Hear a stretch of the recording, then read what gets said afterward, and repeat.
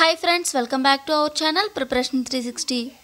Friends, ఈ వీడియోలో మనం పాలిటీకి సంబంధించిన కొన్ని ముఖ్యమైన ప్రశ్నలు ఏంటో తెలుసుకుందాం. వీడియో స్టార్ట్ చేసే కంటే ముందుగా మన ఛానల్ని ఫస్ట్ టైం చూసినట్లయితే సబ్స్క్రైబ్ చేసుకోండి. అలాగే వీడియో కనుక మీకు నచ్చినట్లయితే లైక్ చేసి మీ ఫ్రెండ్స్కి షేర్ చేయండి. రాజ్యాంగ ముషాయిదా కమిటీ ముందు రాజ్యాంగ ప్రవేశికను ఎవరు ప్రతిపాదించారు? ఆన్సర్ జవహర్లాల్ నెహ్రూ. ఎవరి సిఫార్సుపై రాజ్యాంగ పరిషత్ ఏర్పడింది? ఆన్సర్ కేబినెట్ మిషన్ ప్లాన్ ఆమోదంపై. రాష్ట్రపతి ఏ అంశాల జాబితాలో ఆర్డినెన్స్ జారీ చేయలేరు? ఆన్సర్ రాష్ట్ర జాబితా యొక్క విషయాలపై. ఎమర్జెన్సీ ప్రకటనకు పార్లమెంటు ఆమోదం ఎంత సమయంలోపు తప్పనిసరి? ఆన్సర్ 1 నెలలోపు. రాష్ట్రాలకు ఆర్థిక కేటాయింపులు ఎవరి సిఫార్సుపై జరుగుతాయి? ఆన్సర్ ఫైనాన్స్ కమిషన్ సిఫార్సుపై. భారత రాజ్యాంగం యొక్క ఏకైక అతిపెద్ద మూలం ఏది?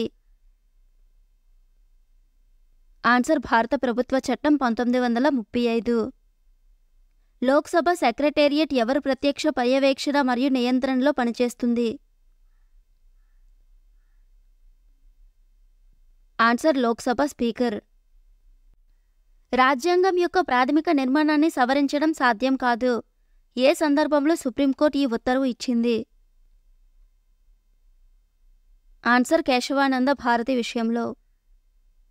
భారతదేశంలో రాజకీయ పార్టీలకు ఎవరు గుర్తింపిస్తారు? ఆన్సర్ ఎన్నికల సంఘం.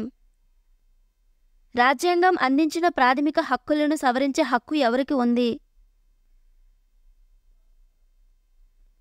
ఆన్సర్ పార్లమెంటుకు.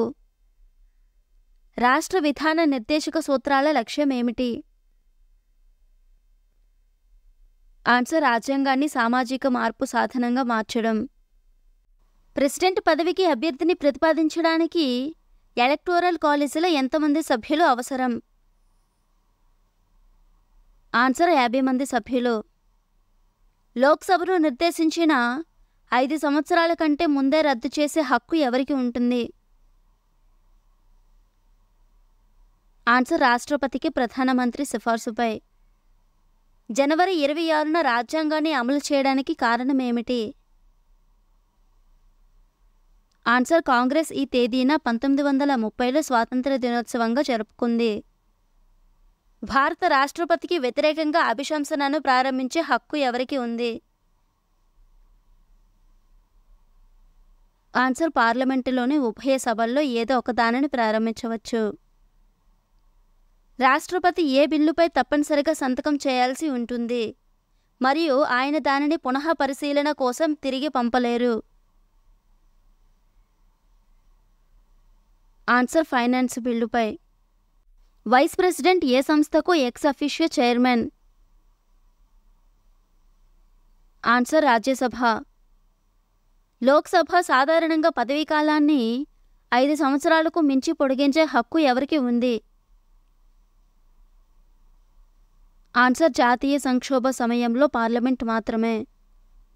ఫిరాయింపుల నిరోధక చట్టం ప్రకారం భారత రాజ్యాంగంలో ఒక సభ్యుని అనర్హత లేదా అర్హతపై నిర్ణయం తీసుకునే హక్కు ఎవరికి ఉంది? ఆన్సర్ లోక్సభ స్పీకర్కి. ఏ రాష్ట్ర రిజర్వేషన్ బిల్లును 9వ షెడ్యూల్లో చేర్చారు? ఆన్సర్ తమిళనాడు రిజర్వేషన్ బిల్లుకు. శాసన మండలి సభ్యులను ఎన్నుకోవడానికి శాసనసభలో ఓటింగ్ ఎలా జరుగుతుంది? Answer open voting. రాజ్యసభ ద్వైవార్షిక ఎన్నికలను ఎవరు ప్రకటిస్తారు? ఆన్సర్ ఎన్నికల సంఘం. ఏదైనా చట్టం లేదా రాజ్యాంగ సవరణ రాజ్యాంగంలోని 9వ జాబితాలో ఉంచబడితే దాని ఫలితం ఏమిటి? ఆన్సర్ ఇది కోర్టులో నిర్వహించదగినది కాదు. ఎవరి అనుమతి లేకుండా రాష్ట్ర శాసనసభలో ద్రవ్య బిల్లును ప్రవేశపెట్టలేరు? ఆన్సర్ గవర్నర్ అనుమతి లేకుండా. భారత రాజ్యాంగం అందించిన ప్రాథమిక హక్కులను రద్దు చేసే అధికారం ఎవరికి ఉంది? ఆన్సర్ రాష్ట్రపతి. రాష్ట్ర జాబితాలోనే ఏదైనా అంశంపై పార్లమెంటు ఎంతకాలం చట్టాన్ని రూపొందించగలదు? ఆన్సర్ 1 సంవత్సరం.